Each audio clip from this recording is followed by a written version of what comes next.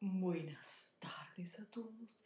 Soy Alejandra Abandonado y desde mi profunda paz y terrible serenidad les invito a compartir conmigo unos momentos de yoga en casa. Vamos a respirar profundamente para que todo el aire de esta habitación penetre en nuestros pulmones y creemos el efecto de vacío.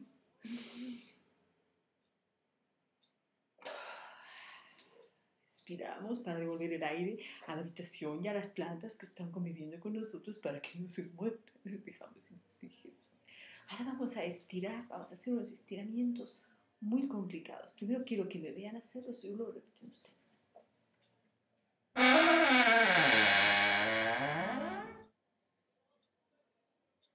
Respiramos profundamente. Observamos la mano. Expiramos. Y devolvemos la mano a la posición original. Se habrán dado cuenta que al estirar la mano notaban una cierta tensión en el brazo. Eso se debe a que el brazo estaba estirado. Si no han notado la tensión es que el brazo no estaba estirado. Repetimos con el otro brazo. Ahora más rápido. ¿De acuerdo? Ustedes háganlo más lento. Yo se lo hago más rápido para que aprovechemos el tiempo del programa.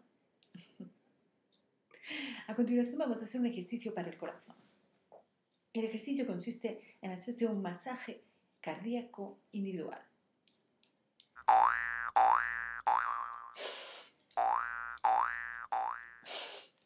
Bueno, creo que es todo por hoy y solo me queda darles la frase de la semana.